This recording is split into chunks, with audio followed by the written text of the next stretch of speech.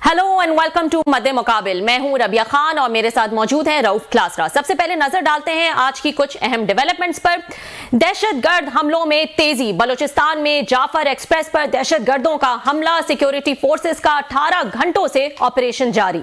30 दहशतगर्द मारे गए। 155 मुसाफिरों को बाजियाब करवा लिया गया। दर्जनों मुसाफिरों को खुदकुश बमबारों ने ढाल बना लिया।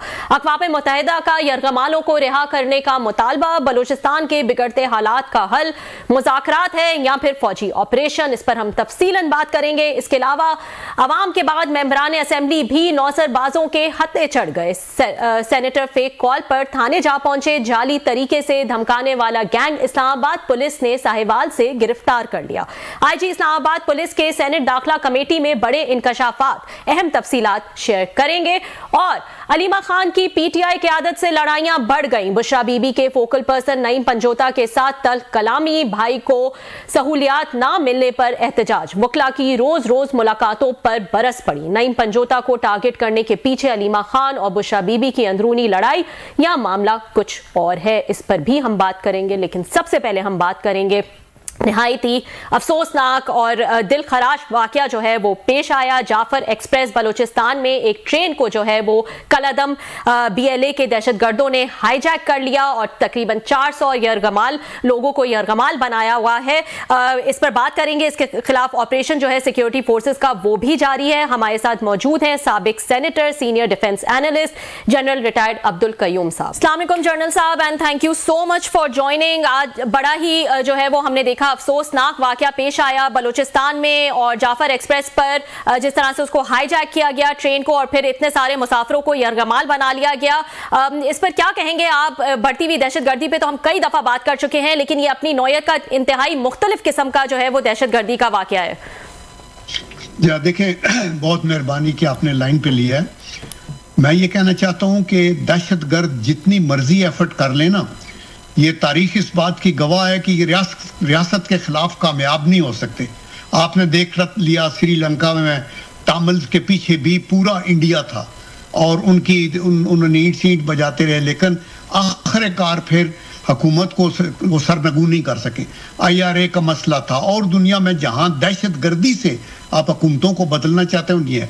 अगर आपकी लीगल एक लिबरेशन स्ट्रगल हो तो वो आइन और कानून के मुताबिक लिबरेशन स्ट्रगल्स पूरी दुनिया में होती हैं। लेकिन ये तो बलूचिस्तान पाकिस्तान का एक हिस्सा है, एक अटूट अंग है पाकिस्तान का, ये माना हुआ सारी दुनिया एक्सेप्ट करती है। और ये वो लोग हैं रिफ रैफ जिनके पीछे NDS है और रा है और बैरूनी, और अभी भी ये उस ट्रेन के अंदर बैठ के सैटेलाइट टेलीफोन के थ्रू ये इंफॉर्मेशन ले रहे हैं। ये जो हमारी जो ट्रेन थी ये सुबह 9 बजे कोयटा से चली, ये पेशावर बाउंड थी और कोयटा से तकरीबन 157 किलोमीटर दूर एक दूर उफ्तादा पहाड़ी इलाके में जहां टनल है, आसपास कोई आबादी नहीं है और वहां सिग्नल्स भी नहीं है। तो इन्होंने एक प्लान करके, आप देखें कि इसके पीछे ये लोकल जो प्रोटेस्टर्स हैं, किसी की कोई प्रोटेस्ट है तो वो तो नहीं कर सकता, ये पूरा रियासत के ऊपर हमले हैं, जिसको फिर चूंकि ट्रेन के अंदर भी उनकी रेलवे के सिक्योरिटी गार्ड्स थे, उन्होंने इनका मुकाबला किया। इसके बाद फिर FC वाले चूंकि दूर थे उनको भी बुला लिया गया और बहुत से लोग इन्होंने अपने तौर पे रिहा करा लिए, लेकिन स्टैंड ऑफ जारी है। But I can assure you कि वो सारे घेरे में हैं और अल्लाह के करम से उनको कामयाबी नहीं होगी। कौम की दुआएं, हमारी security forces, para military forces, army उनके साथ हैं और हम इन सिविलियन की जानें बचाने के लिए पूरी कोशिश करेंगे और इन दहशतगर्दों को कैफरे किरदार तक पहुंचाया जाएगा। बिल्कुल आमीन। सिक्योरिटी फोर्सेस जो है वो काफी घंटों से इस ऑपरेशन पे लगी हुई हैं और जारी है ये ऑपरेशन, और अल्लाह करे कि उनको कामयाबी हो इसमें। लेकिन हम जब ऐसे इलाकों में दहशतगर्दी की बात करते हैं तो बहुत जरूरी होता है जनरल साहब के दो चीजें हैं इसमें, कि वहां की आवाम जो है उसका ट्रस्ट जो है वो रियासत पर हो, और दूसरा ये कि तमाम सियासी पार्टीज जो हैं वो भी ऑन बोर्ड हो, क्योंकि ये एक बहुत बड़ा मसला है और इसमें जरूरी है कि तमाम लोग जो है वो ऑन बोर्ड हो। आपको नहीं लगता इन दोनों चीजों में जो है वो हम एक तरह से फेल हो गए हैं? या नहीं, देखो बिल्कुल फेल नहीं हुए। ये भी एक प्रोपेगेंडा है कि पूरा बलूचिस्तान, जहां पश्तून भी हैं, बलोच भी हैं वो सारे जो है वो हुकूमत के खिलाफ हैं और फौज के खिलाफ हैं, ये बिल्कुल गलत प्रोपेगेंडा है। ये कुछ मुट्ठी भर लोग हैं मफाद परस्त, जिन्होंने एक इंसर्जेंसी शुरू की हुई है और उसके नाम पे अभी इनकी कोलेशन एक किस्म की टीटीपी से हो गई है। इनके बीएलए के कई कमांडर कंधार के अंदर भी मारे गए और वहां से आपको यकीन करें कि वहां से इनका एक कमांडर दिल्ली में, बॉम्बे में एक हॉस्पिटल में उसका ट्रीटमेंट हुआ और वो उनको लेके आए। तो बाहर से भी इनको मदद है, प्लस जो अमेरिकन असला छोड़ के गए हैं वो इन्होंने आपस के अंदर नाइट विजन और सैटेलाइट कम्युनिकेशन और हर चीज का है।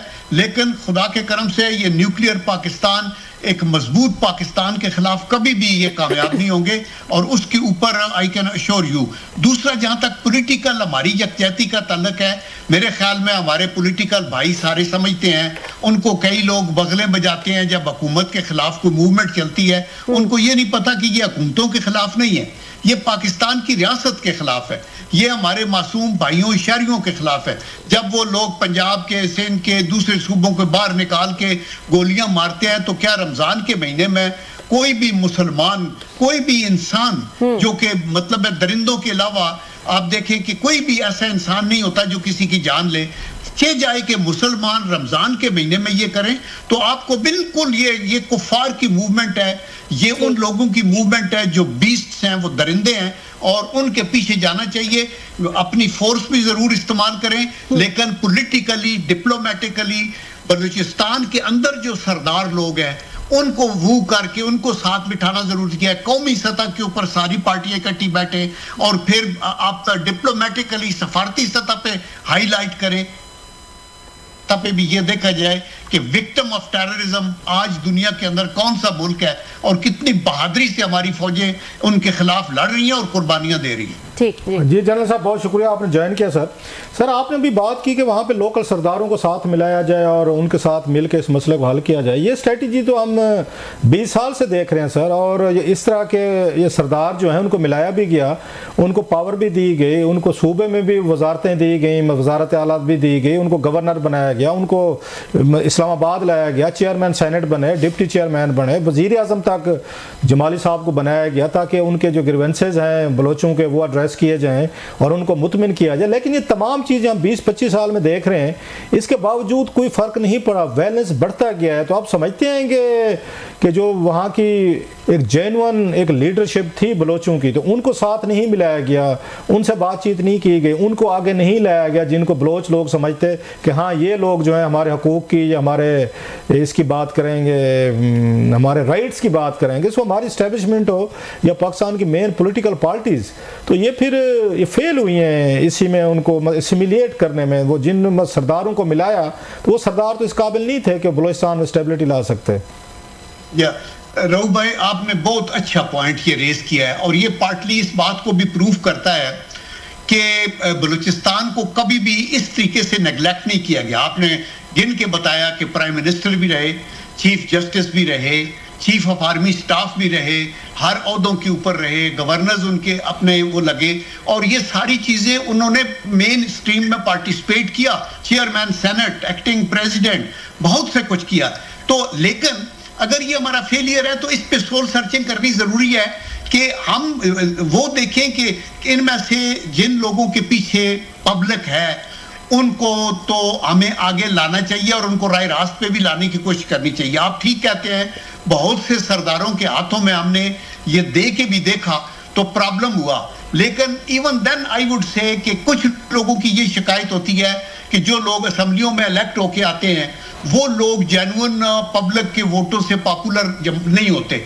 तो पॉपुलैरिटी के ऊपर वोट्स हो रियलिस्टिकली और जो लोग नुमाइंदा हैं मुख्तलिफ इलाकों में वो आए और फिर पब्लिक की इन्वॉल्वमेंट ये होती है कि ये जरूरी नहीं कि सेनेटर वहां से ज्यादा ले ले या MNA ज्यादा बना दें, बट वो भी जरूरी है, लेकिन उससे भी ज्यादा जरूरी है कि लोकल गवर्नमेंट के लेवल के ऊपर लोकल लोगों को इन्वॉल्व किया जाए, उनके कंधों पर रिस्पॉन्सिबिलिटी दी जाए और वो जो है आपकी सिक्योरिटी एजेंसीज की आईज एंड ईयर्स बने और वहां फिर हुकूमत उन लोगों की हो जो मेजॉरिटी के अंदर है और उनका पूरा ख्याल रखा जाए। आज भी आप हैरान होंगे कि पाकिस्तान के अंदर पूरे कोई सूबा ऐसा नहीं है जहां 12 कैडेट कॉलेजेस हों, ये उनकी तालीम के लिए जो बलूचिस्तान के लोगों के लिए किया।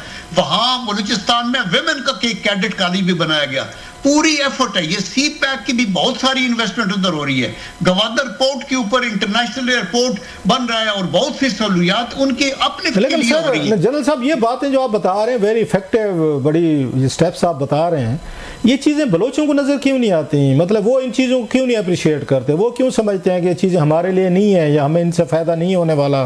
तो वो क्यों इस बात के वो साथ खड़े नहीं हो रहे कि वो रिजेंटमेंट जो है वो बढ़ती जा रही है? Vast majority of the Baloch जो हमारे मुहब्बे वतन जो पाकिस्तान से मोहब्बत करने वाले वो समझते हैं ये तो मुट्ठी पार, यानी अगर ये BLA के लोग अपने लोगों को मार रहे हैं, लेवीज को कत्ल कर रहे हैं, पुलिस के पीछे जाते हैं, पश्तूनों को मार रहे हैं, पंजाबियों को मार रहे हैं, तो ये तो मुल्क दुश्मन, ये वो लोग हमारे जो कम फहम हैं, कुछ सियासी का है सो कॉल्ड कायदीन, वो बगले बजाते हैं, कई दफा एनकरेज भी करते हैं। लेकिन आई कैन अश्योर यू के इन लार्ज, मैं खुद कोयटा में गया, मैं यूथ पार्लियामेंट का चीफ पैटर्न हूँ, वहां मैंने यूथ को इकट्ठा किया सारों को और उनसे भी बात की।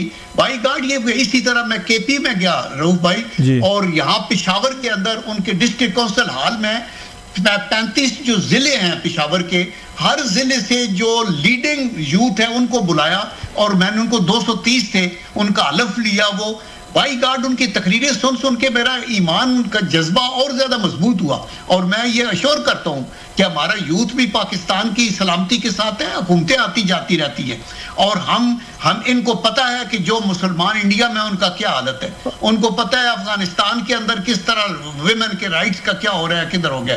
पाकिस्तान एक आजाद मुल्क है, मजबूत मुल्क है, ये हमारा मुल्क है, ये बलूचियों का मुल्क है। आपने जनरल साहब मोस्टली कहा जाता है कि जनाब मुशर्रफ साहब के दौर में ये सारी ट्रबल पहले भी रही, ये भुट्टो साहब के दौर में ऑपरेशन हुआ अर्ली, फिर हमने 50s में देखे ऑपरेशन पहले भी हो रहे थे, लेकिन वो कहते हैं जो मतलब रिसेंट ट्रबल हुई है आज के दौर में, वो इसका जनाब मुशर्रफ को ब्लेम किया जाता है कि जब इन्होंने भुट्टी साहब के साथ उनकी एक वार ऑफ वर्ड्स शुरू हुई, उन्होंने ऑन रिकॉर्ड थ्रेट किया कि आपकी दफ़ा हम आपको अगेन किसी आगे उस चीज़ से मारेंगे, आपको पता ही नहीं चलेगा, ये 71 नहीं है, और बाद में भुट्टी साहब was killed in the mountains. उसके बाद वो समझते नहीं है कि उनकी जो स्ट्रेटजी थी, जिस तरीके से उन्होंने इनको हैंडल किया, उसके बाद वहाँ बलोचों को या BLA या जो भी कहें सेपरेटिस्ट या नासिर थे, उनको एक लाश दी जनाब मुशर्रफ साहब ने, जो उन्होंने बलोचों को बताया गया कि इस पे देखें कि पाकिस्तान इस्टेब्लिशमेंट का जर्नल जो है वो हमारे बारे में क्या कहते हैं और अल्टीमेटली उनको जाके मारता है। आप आज समझते हैं कि हमारी इस्टेब्लिशमेंट में ये भी सोच होगी कि वहाँ से मामलात को ठीक नहीं हैंडल किया गया था और भुट्टी साहब को प्रो इस्लामाबाद समझा जाता था, मतलब he was one of very few. आप भी समझते हैं कि मुशर्रफ साहब का कसूर है इस पूरी इंसर्जेंसी को हवा देने में भुट्टी साहब वाले इशू पे? देखिए, सियासी बसीरत और स्टेट्समैनशिप का ये तकाजा होता है कि आप बातचीत के साथ एक डेमोक्रेटिक एनवायरनमेंट के अंदर लोगों को इकट्ठा करके उनकी बात सुने, कुछ माने कुछ मनवाएं। डिक्टेटोरियल या अथॉरिटेरियन गवर्नमेंट्स जो होती हैं वो ब्लंडर्स करती हैं। हम जब तारीख में पीछे देखते हैं तो लाल मस्जिद वाला भी बहुत से जो एनालिस्ट हैं वो कहते हैं गलत हैंडल हुआ, जिसने नफरतों के बीज बोए उसको हम किसी तरीके से, आल्दो उनका जो अलम में बगावत था वो तो एक्सेप्टेबल किसी तरीके से भी नहीं था, right in the capital city, लेकिन इवन देन उसको हैंडल करने में और नफासत बदली की जा सकती थी। सिमिलरली भुट्टी साहब का भी जो कत्ल था वो एक अनफॉर्चुनेट वाकया था। मैं ये कहता हूं कि माजी में ये गलतियां तो हुई ना। आपने भुट्टो साहब का जिक्र किया कि उस वक्त भी फौज को लॉन्च किया गया इंसर्जेंसी के खात्मे के लिए, तो मेरे ख्याल में जब भी कोई पॉलिटिकल लीडर हो या मिलिट्री का लीडर हो, अगर आप टोटल अथॉरिटेरियन तरीके से किसी चीज को सप्रेस करना चाहेंगे और लोगों के हार्ट्स एंड माइंड्स विन किए बगैर आप ये कोशिश करेंगे कि ताकत से चीजें हों, तो ये तारीख इस बात की गवाह है कि ऐसे नहीं होता। तो मेरे ख्याल में माजी की गलतियों से हमें सीखना चाहिए, आगे चलना चाहिए। अच्छा सर, आपने माजी की गलतियों की बात की सर, हमने देखा कि दो बड़े हमारी इस्टेब्लिशमेंट जो मतलब एक्स हमारी इस्टेब्लिशमेंट थे, जनाब मुशर्रफ साहब ने भुट्टो साहब वाला मसला पैदा किया, बलोचिस्तान वाला वहाँ पे इंसर्जेंसी उनके स्टेप्स के बाद शुरू हुई। इधर हमने देखा यहाँ पे KPK में सर कि यहाँ पे जनरल बाजवा साहब जब आर्मी चीफ थे, जनरल फैज साहब DG थे और खान साहब प्राइम मिनिस्टर थे, तो ये 35,000 तालिबान को लेकर आए वहाँ से। ये भी रिसेंट की बात है, बाढ़ काटी इन्होंने जो सरहद है हमारी between Afghanistan and Pakistan Durand line पे जो है, उस बाढ़ को खुद काट के, जिसको बिलियन रुपीज़ लगाए थे बाढ़ पे, उसको काट कर उस वक्त के आर्मी चीफ DGISI वो तालिबान को लेकर आए, उन्होंने इनको बसाया। और आज फिर कोर कमांडर्स मीटिंग से पिछले साल आया था, आपको याद होगा एक प्रेस रिलीज, कि जो लोग लेकर आए थे इन तालिबान को वहाँ से अफगानिस्तान से बाढ़ कटवा के सेटल किया था, वही लोग जिम्मेदार हैं कि आज सारा दहशतगर्दी हो रही है। एक आर्मी चीफ की वजह से बलोचिस्तान इज बर्निंग सर, दूसरे आर्मी चीफ की वजह से KPK is paying the price, और वहाँ पे तालिबान ने दोबारा फुट होल्ड और अपनी स्ट्रेंथ की है। How do you see that कि उस पर तो कोई अकाउंटेबिलिटी, कोई जिक्र, कोई ऐसा कुछ नहीं होता सर। ये दो बहुत बड़े वाकयात हैं, दो मैंने बताए आपको सर। आप समझते हैं कि हमारी इस्टेब्लिशमेंट इन मामलात को देखती है कि हमारे फॉर्मर चीफ्स जो हैं वो क्या करते रहे हैं? जी देखिए, जहाँ तक तो ताल्लुक है ना परवेज मुशर्रफ साहब के टाइम का, वो आर्मी चीफ ही नहीं थे, वो चीफ एग्जीक्यूटिव थे और प्रेसिडेंट थे, और उनके डिसीजन पॉलिटिकल डोमेन के अंदर आते रहे जी। और therefore he is not responsible as an army chief, he is responsible as a president of the country because he had taken over. Secondly, जब ये दहशतगर्दों को 100 को निकाला और हजारों को लाया, तो उस वक्त इमरान खान साहब वाज द चीफ एग्जीक्यूटिव। आप जो मर्जी बहाना करते रहे कि मुझे फलान ने रिकमेंड किया, फलान ने लिखवाया, maybe you are right कि ऐसे हुआ होगा आपको, लेकिन at the end of the day but stops up on your head, you are the leader, you are the chief executive. तो देयरफॉर ये चीफ आर्मी स्टाफ के ऊपर इस तरह के इल्जाम लगाना, वो नीचे लगाए, उससे नीचे लगाए, फिर वो कोर कमांडर पे, फिर डिव कमांडर को, वो तो उन्होंने ऑर्डर्स मानने हैं। तो आप जब ऊपर बैठे हुए हैं as a chief executive country के, आपका इतना विजन होनी चाहिए, इतनी फहम फरासत होनी चाहिए कि आपको नीचे से अगर कोई कहे कि जी ये मसला हल हो जाएगा अगर हम इनको रिहा कर दें, या आप खुद इस मूड में हो कि आप तालिबान का एक दफ्तर खोल लें पेशावर में, तो ये गुडविल हो जाएगी, तो ये नाइव थिंकिंग है ना। तो इसके लिए leadership is responsible, whether it was in the time of Pervez Musharraf और इन इमरान खान साहब के टाइम के। और ये अनफॉर्चुनेट है, इन लोगों ने, परवेज मुशर्रफ साहब इज नो मोर, अल्लाह उन्हें बख्शे। मैं ये कहता हूं कि ये अपने तौर पे गुड फेथ में दे हैव बीन थिंकिंग कि नहीं यही तरीका है, इसको करेंगे। इमरान खान साहब ने भी शायद ये समझा कि इनके साथ वो करेंगे, ये न जानते हुए कि ये लोग जो हैं इनकी दुश्मनी किसी सिपाही पैदा खान से या कोई इंस्पेक्टर रहमान गुल से नहीं है, इनकी दुश्मनी पाकिस्तान से है। ये अंदर से भी काटेंगे, बाहर से भी जाके काटेंगे, और इन पे ऐसे तकिया रैग टैग के साथ समझौता आप बिल्कुल नहीं कर सकते। तो ये नहीं करना चाहिए था। तो अभी हमें देखना है कि आइंदा हमें क्या करना है। उसके अंदर मैं यही कहता हूं कि जहां तक तो फौज तो अपना खून दे रही है, लेकिन पॉलिटिकली सफारती सतह के ऊपर हमें और इंटेलिजेंस के लेवल के ऊपर हमें ये जरूर कोशिश करनी चाहिए और पूरा फौज का साथ देना चाहिए, पूरी कौम को उनके साथ खड़ा होना चाहिए। बहुत बहुत शुक्रिया जनरल साहब फॉर जॉइनिंग अस। नाजरीन, एक ब्रेक ले लेते हैं, ब्रेक के बाद कुछ मजीद इशूज हैं वो डिस्कस करेंगे। वेलकम बैक नाजरीन, एक और अहम इशू पर बात कर लेते हैं। चंद दिन पहले ही स्टैंडिंग कमेटी ऑन इंटीरियर का इजलास था और उसमें जो है वो एक फ्रॉड का जो है वो जिक्र किया गया। ऑनलाइन फ्रॉड गैंग है जो कि पुलिस बन के जो है वो कॉल करता है और उसमें काफ़ी सारे लोग जो हैं वो इसका शिकार हुए हैं और वो क्या कहते हैं, किस तरह से धमकाते हैं, क्या इंकशाफात किए गए, इस पर हम बात कर लेते हैं। हमारे साथ मौजूद है पाकिस्तान पीपल्स पार्टी की सेनेटर और मेंबर सेनेट दाखिला कमेटी पलवशा खान साहिबा। अस्सलाम वालेकुम Palwasha, and thank you so much for joining. जी पलवशा, आप भी आई सपोज इस इजलास में मौजूद थी और आप भी इस फेक कॉल की विक्टिम है, और किस तरह का ये गैंग है, किस तरह से वर्क करता है, कुछ तफसीलात बताएगा। बहुत शुक्रिया। देखिए, ये मुझे तो एक कॉल आई थी चंद दिन पहले जिसमें मुझे किसी ने कहा कि हम I9 थाने से बोल रहे हैं, कोई अकील शाह नाम बताया, आपका भांजा जो है वो हमने कुछ बच्चे पकड़े, उसमें वो भांजा अरेस्टेड है।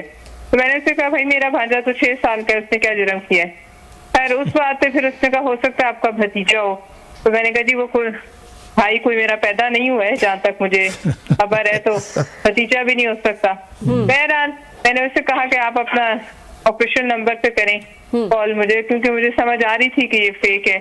लेकिन मैं वो जो है शख्स फिर वो जाहिर है नहीं कर सका। मैंने I9 थाने फोन किया और उनसे पूछा कोई अकील शाह नामी यहाँ आपका ASI है? उन्होंने कहा नहीं जी यहाँ ऐसा कोई नहीं। और उन्होंने मुझे बताया एक और सेनेटर इसी चक्कर में वहाँ थाने भी चले गए थे, शायद सेनेटर हिदायतुल्लाह थे। तो मैंने उनसे कहा भाई आप ये रिपोर्ट लिखें, तो उन्होंने कहा इसका कोई फायदा नहीं क्योंकि ये जो है ये ट्रेस नहीं होते। बहरहाल फिर मैंने IG साहब से राब्ता किया और IG साहब ने फिर इसको जो है बड़ी मुस्तैदी से ट्रेस किया, उसको उनको इस बात का क्रेडिट जाता है। और जब ये कल शायद हमारी मीटिंग थी, जब मीटिंग हुई तो उसमें पता ये चला कि इस शख्स ने ना सिर्फ बहुत से सेनेटर्स को, बहुत से MNAs को, बहुत इंडस्ट्रियलिस्ट को, बिजनेसमैन को, सबको एक कॉल करता रहा। और फिर वहाँ IG साहब ने बताया किस तरीके से उसके पास जो है सिम्स का एक ढेर था और उसका एक बाकायदा तरीका था, नेटवर्क था जो चला रहा था।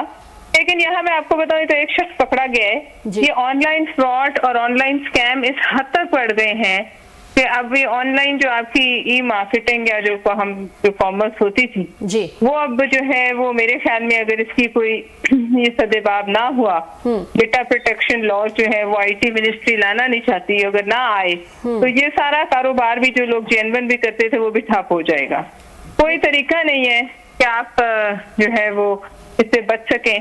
और ये मुझे बाद में पता चला कई लोगों को तो ये लोग ठग के उनसे पैसे ले चुके और उस शख्स ने यही कहा कि आप हमसे बाहर मिल लें और बाहर आप हमसे मामला तय कर लें। तो एक तो ये है फ्रॉड कॉन्सेप्ट। दूसरा अभी देखिए इसमें आजकल जो मुल्क के हालात हैं, दहशतगर्दी अरूज पे है, क्या पता किसी को टारगेट करके वो बुलाएं कहीं और कोई इसी तरह ऐसे एक हमारे मौजूद सेनेटर साहब चले गए जाए और वहाँ वो टारगेट हो जाए। तो लिहाजा इस वक्त ये जो हमारा ऑनलाइन सिस्टम है ये बहुत हद तक खतरनाक हो चुका है।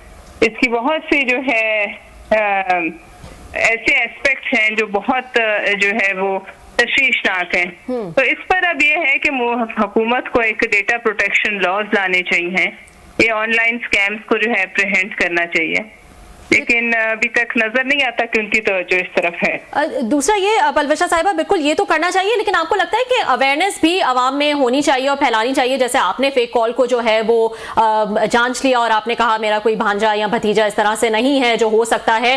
इसी तरह अनटिल एंड अनलेस ये जो कॉल करने वाले इनके पास कोई बहुत ही डिटेल्स इस तरह की हो कि ये बिल्कुल ही उनको जो है वो किसी को बेवकूफ बना सके या टारगेट कर सके, एक जनरल अवेयरनेस जो है वो लोगों में होती है या होनी चाहिए कि ये इस किस्म की फेक कॉल्स हैं या ऑनलाइन स्कैम्स हैं या कोड्स पूछ लिए जाते हैं मैसेजेस करके और बार बार जो है वो लोगों को बताया जाता है कि भाई आप अपना कोड ना दीजिएगा।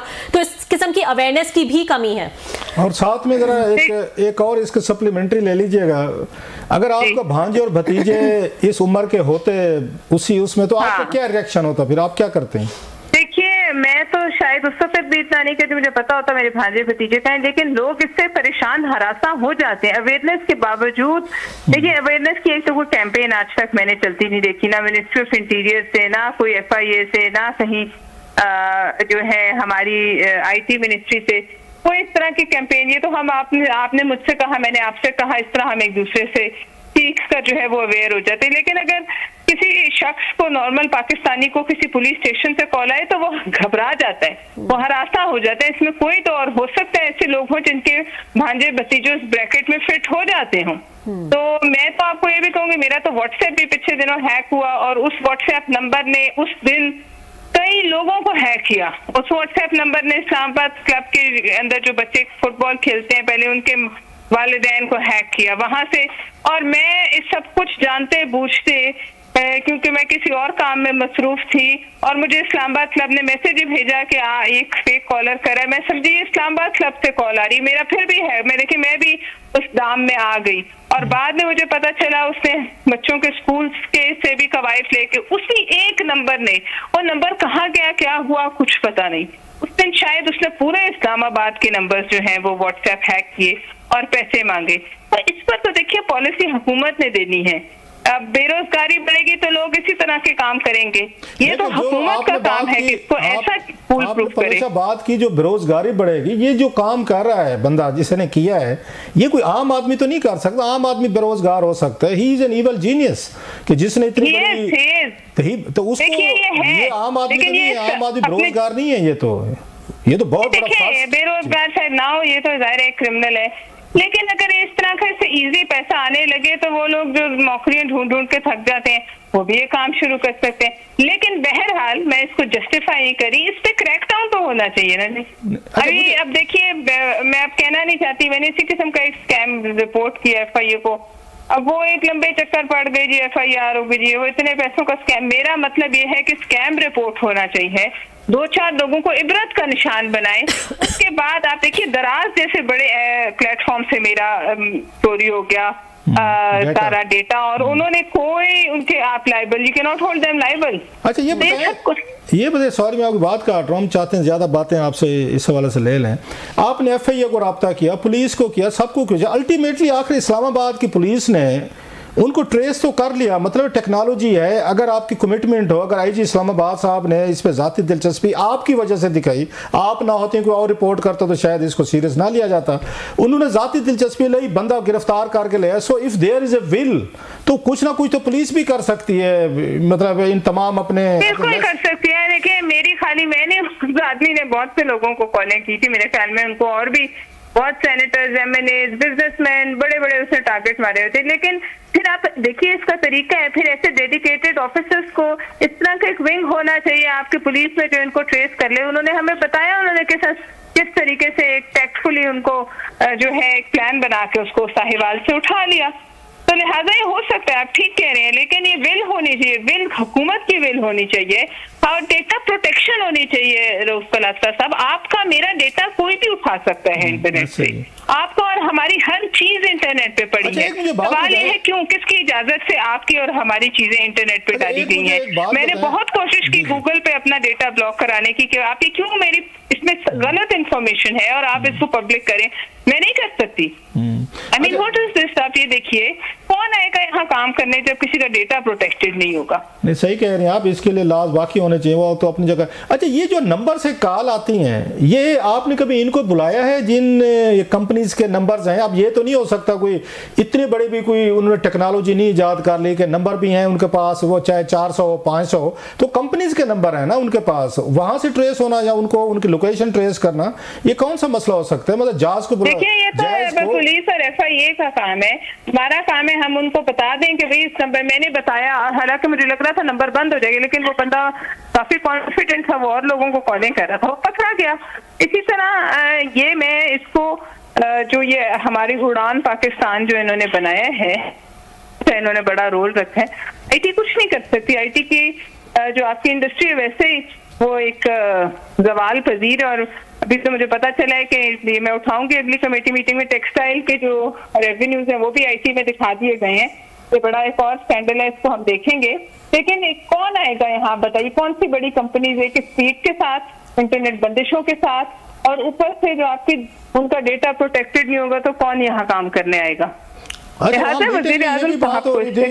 ये मीटिंग में ये बात भी हो रही थी, शायद आपने की या कुछ और सेनेटर्स ने, कि ये जो मुलजिम है, एक तो पुलिस के ऑफ कोर्स वो कमिटमेंट लेवल नहीं होता, मैं सबकी नहीं बात कर रहा, IG साहब अच्छे होंगे, बाकी उनकी टीम अच्छी होगी, लेकिन जो प्रोसिक्यूटर होते हैं, IOs होते हैं, वो मोस्टली मिल जाते हैं, पैसे शैसे लिए जाके जमानत करवा दी, अच्छा वकील करें, पैसे दें, और उसके बाद प्रोसिक्यूशन वीक होती है क्योंकि एक सब इंस्पेक्टर टाइप जाता है जिसका कोई इससे दिलचस्पी नहीं है, उन्होंने आपको लूटा, मुझे लूटा, किसको लूटा, फलां किया, सेनेटर्स हैं, businessman, he doesn't have any sympathy, उसकी जेब गर्म करो, जमानत करा लो, तो ये साहब तो कुछ दिनों बाद बहर होंगे, दोबारा आपको कॉलिंग कर रहे होंगे, तो इसकी क्या आपके पास? बात बिल्कुल सही है, इसमें कोई राय नहीं है। ये इतना एक्सपोज्ड सिस्टम है, इस पर जब तक कोई एग्जाम्पल्स नहीं बनाई जाएंगी, कोई इबरत का निशान नहीं बनेगा, ये काम नहीं है। इस पे हुकूमत की दरअसल मेरे ख्याल में भी तवज्जो है ही।